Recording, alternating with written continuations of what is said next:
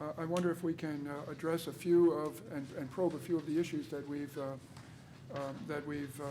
heard about this morning. And let me start. In Kennedy Maggio's presentation, he made the point that too often the communities surrounding the natural resources that tourists are attracted to still remain in poverty. And that too often is true. And yet, Kelly gave us an example of, in Costa Rica, where of some successes. So Kelly, let me ask you the first question. What is your hard evaluation of our present state? Do successes outweigh failures, or failures outweigh successes in terms of the impact on the local communities? I think what's happening is we are learning more about what it takes to have a success. But I feel like we haven't really clearly defined the objectives to what success actually looks like. And there's various frameworks that are out there that I think we need to continually test and bring forward. For example, we did a meta-synthesis of anything related to tourism and environment articles, research articles from academic peer-reviewed journals from 1983 to 2013, and are sort of finalizing and we'll be writing about it. And what we found is that in many of the things that we report and learn from, we don't take a holistic approach to understanding the phenomenon that's going on. So maybe it's the design of the academic community that we have to get a lot of publications out there, but maybe it's also that we haven't really addressed the framework to test whether or not this is working or not. So I can't give a clear answer on that. My sense is we have a lot of work to do. There's still a lot of poverty out there, and we can do, when you look at the enormous contribution that tourism makes to economic development, it should be a tool to relieving some of that. There's just no question that it should be. And it's not going away. Even during economic downturns, it's the one economic activity that seems to hold strong. So whether domestically or internationally, I believe in my heart and in my soul and through my research that tourism can be one of those, but isn't there yet. That's an excellent answer. It's a sophisticated and real answer. Bernard Jacoby, let me ask you a question. What is the name of the village that's adjacent to Gombe National Park? It's called Mwamgongo Village. And what is your assessment of the impact of the ecotourism industry on Mwamgongo? Is it positive or negative? And if it's positive, what is the magnitude? Would you say it's just a little substantial? What is your evaluation of the impact on that local village? Basically, as Kerry has said, is that it's still early to come up with a specific strategic policy and try to test it. And so far as the Mwamgongo village is concerned, I would say that the impact of ecotourism to the village is very minimal and yet to be developed. And besides so, there are a lot of aspects which the local people need to be incorporated, particularly in the designing and implementing of the policies related to the ecosystem and ecotourism in general. So I would say the impact is very, very minimal, and there's a lot to be done. So I'm hearing from everyone, unless anybody else wants to weigh in, is that the track record to date, which is the sort of title of this panel session, is not yet good enough, at least as far as impact on local community. Is there a consensus on that among the panel? Kennedy? I think in reference to key poverty indicators, like landlessness, lack of formal education, limited access to health facilities, lack of access to clean water, and among many other indicators. I think when we look at those indicators in most of the areas adjacent to protected area. And I give examples of Kenya because I have done a lot of work there. We still have a long way to go. Most of the times we take the local communities not as partners or allies in conservation and local development, but most of the conservation agents, in quotes, use them as kind of baits for getting, funding for their projects. And sometimes if you put some aspects of local community participation in a project that you're developing and which you are looking for funding, you can easily get funds, because then everybody will believe that you're going to make a change in the lives of those people. But at the end of the day, the money comes out and we develop one structure or one toilet or whatever it is, and then we say we have contributed to local community development. I think we still have a long way to go, and this calls for commitment. As much as we want these conservationist commitments from tourists, then even us as the people who are maybe, for example, coming up with these projects, then we need to be really committed to those ideals of changing the lives of those people. And that's what social justice requires. That is what equity requires. Excellent. Harvey Lemlin. Well, I just want to point out that if we look at indicators, while very important, first of all, a lot of these are not driven by the communities, so your question could be directed to the communities. I think the video captured that. It is community members saying this is successful. The reason why I'm saying that is, I'll give you an example of a park I worked with in Northern Canada. Torngat Mountains National Park does not make any money. It does have low visitation. There's less than 200 people that go there every year.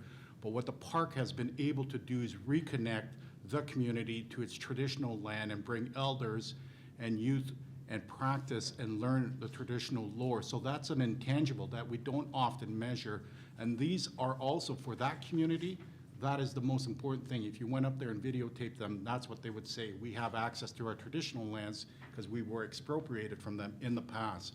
And I think we have to recognize that there are other indicators, as important as they are, and I know that tourism is a business, there are intangible indicators, and if you don't talk to the community and ask them that, then Torngats is a complete failure, but it is not in the eyes of the community. So we need to remember that there are other indicators, and I thought that Kelly's video captured that, because it's the community's voice that's being heard. Excellent. Let me shift to a related question, which is the nature of the ecotourist client. And I'm going to ask for anyone to respond to this. What is the underlying motivation that brings tourists to ecotourism, and is it compatible with the missions that we've been discussing? Oh, I could speak to that a little bit. I see so-called ecotourists, and I would tend to call them more ego tourists, because they are often looking to add a new bird species to their life list, or they're trying to reach the summit of Mount Everest, or they're looking to see something that's never been seen before. And there's a number of flaws in that argument with respect to human nature. But what's astonished me about so much ecotourism and the individuals you're asking about who partake is how much they get away with undervaluing the species and the habitats they're going to visit, and how naive ultimately governments, agencies, communities, and groups are in undervaluing those species. I was having a conversation the other day with a student here and was pointing out the fact that you can see the rarest parrot in the world certain times of the year in New Zealand for an hour experience, and they'll spend $60 to do that. I know people who would spend $10,000 to see that parrot. Lots of people who are just obsessed, magnificently so, with avifauna, and especially rare avifauna. So I think valuing the biodiversity is very critical throughout the world. You referenced much of the IUCN data and the bad news that's occurring, and as that bad news escalates, the value to restore and redeem its integrity ecologically is going to devolve to the individuals who will pay that money to see it. So we've got to factor that into the economy, and we're not doing that yet. Can we and should we, are we obliged to shape the motives of our clients in ecotourism? David Fennell? Yeah, I was going to ask if maybe Brian would comment on this, because I was struck by one of the narratives in what he was talking about. You mentioned that this bridges onto what Michael was saying about the ego side of ecotourism. And Brian, you were talking about tourists as sole stewards of the landscape, and that struck me on one level as sort of being arrogant and maybe a little bit ignorant, because I think that landscape has some pretty decent stewards up there to begin with. So I think it and again, bridges, Michael, to your question about the motivations of ecotourists here. So I'd be interested in not to put you on the spot here, Brian, but I'd be interested in your reflections on that. Other than that, yeah, I agree completely with that assessment, and both. Yeah, and so I don't know what else I have to add there. I think in terms of a primary motivation, if we look at that, like what is motivating tourists, in my experience, it's often that panoramic vista or that close encounter. Well, this is excellent conversation then. But I think the other important question is what ought to motivate that, right? And I think Kelly's presentation speaks to some of that, and certainly some of Dave's work in terms of the first principle of ecotourism and that ethics principle. I think the question of ought is important. What ought to motivate our encounters, or motivate our desire to practice and carry out ecotourism? This is great. And so it's excellent in the sense that it really has allowed us to clearly highlight an area where we can improve, an area where there's clear opportunity for improvement. Kelly, Yeah, quickly. I just want to mention that, I mean, I think one of the reasons that ecotourism really highlights interpretation and education as part of that is to hopefully do the job of making that connection, whether to the people, the culture, the environment, or something special about an environment for people. I know that the National Park Service about 10, 12 years ago flipped their interpretive program on its head in order to think of a new way of reaching and communicating with its guests, its visitors to the national parks. And that was finding universal meanings in what we talk about. It's not, this is my takeaway message, this is what I leave you with, and you better absorb it in your brain. It's finding that connection with people and really increasing the ability of interpretation to do that job. And I think it needs to happen for small children these days, because we're in a changing society where people aren't getting outdoors as much, and so we're actually rearing a generation of disconnected people if we don't change the way we do things. So I think there's a lot of components to that in the delivery of what we do in ecotourism. Really good ecotourism would hopefully help make that connection. Excellent. Let me shift attention and just let's see if we can address this briefly. Kennedy, you mentioned how shooting and hunting and the dollars flow to only a few pockets. On that specific narrow topic, is it in fact better when it's photography? Are there more pockets involved when it's photography, or is it just different pockets? When it's photography, it involves more people. That was the whole idea behind promoting photography as opposed to hunting. But do we in fact know that the money flows better when it's? Yes, there is that ripple effect in photography, because for this photographer who is considered as an ecotourist, he will, for example, get accommodation in a tented camp, for example. This tented camp employs not one person, not two people. It employs about between 6 to 12 people. Thank you. Okay, so there is more income. There are more people involved, as opposed to hunting, which involves 1, 2, 3 people. Thank you. Yeah. So let's turn our attention on the topic of photography back to the animal welfare theme. What's the actual, you pointed out correctly that photography doesn't consume or at least kill the animal. But as Harvey Lemon made the point yesterday, it's not entirely neutral vis-a-vis the animal. What is our realistic evaluation of the impact of photographic tourists who are still hunting? I have had the experience of, taking a great photo of a kingfisher and then giving a thumbs up to the boat driver who got me so close.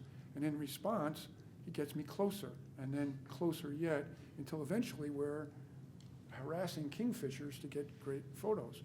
So clearly, one could say it's a relatively minor impact because the kingfisher can fly away and then we'll move away and the kingfisher can come back. But David, tell us, what is your evaluation of the impact of a tourist coming through a community of animals? How negative is it on those animals, and what evidence what data do we have on that? Well, just from personal experience, I remember being at a conference maybe a decade ago, and one of the colleagues showed up, and he'd just been on safari in Africa. So our colleagues from Africa could certainly speak to this comment much better than I could. And his reference was, and we were talking about some of the impacts from ecotourism, and he said, I was just in this safari, and I think it was Tanzania or Kenya, and he said there was over 50 vehicles that were surrounding a cheetah. Cheetahs, I think, hunt during the course of the day. And some of the impacts of that are that, because, lions are now chasing, I guess it is cheetah now, because or actually lions are chasing or following buses and vans because they know the buses are looking for cheetah. And so that's a direct competitor, isn't it? With in terms of sources of food. So it seems to be backwards. We've sort of lost the ability to, or there's no equilibrium or homeostasis. So in some industries, like in whale watch industry, the tour operators have developed their voluntary guidelines on approach distances, Yep. number of boats on a pod of whales, and so on. Is that the answer, and do you think that's a workable answer? Well, I think what's problematic here is that oftentimes people, whether it's sort of the African context, the North American context, or the European context, is that we're all working for tips here. And so that if we can get ecotourists a little bit closer, and if we can get those photos that are that much better, self-interest is creeping into the equation here, so that we're going to, by the end of the day, line our pockets with a little bit more money, because even though we know what the codes of ethics are, you know that we're supposed to be X number of meters away from the animals, that we creep a little bit closer, because in the end, self-interest is creeping into the equation here. Michael Tobias?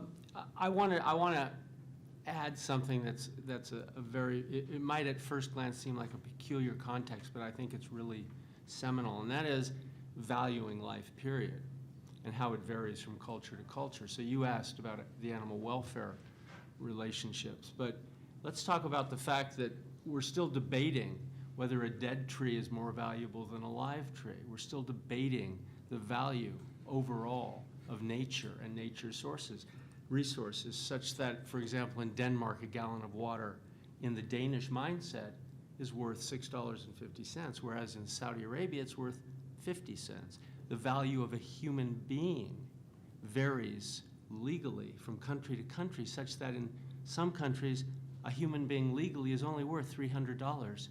In other countries, $5 million in a court of law. So with that kind of context, imagine the bewildering ethical labyrinth which ecotourism, which is allegedly an equal playing field, is grappling with, because it's not an equal playing field. Different cultures value things differently. So that tip money is all over the place in terms of what 50 pesos is worth, what 50 rand is worth, what 50 rupees is worth. So we've really got to come to terms with the economic models of natural capital in concert with animal rights, in concert with other animal rights like human rights. So this is real complex stuff, to be sure. Very complex stuff, and also clearly the theme that's developing in all of the talks we've heard so far. And we can, like many complex issues in life, we can view our current status as cup half empty, cup half full. And I think this morning we can take some challenges in the cup half empty side, but also on the full side, some sense of optimism, because by increasingly clearly identifying the issues and the problems, we can also now come to solutions, and we're going to continue as we go through today to try to address that.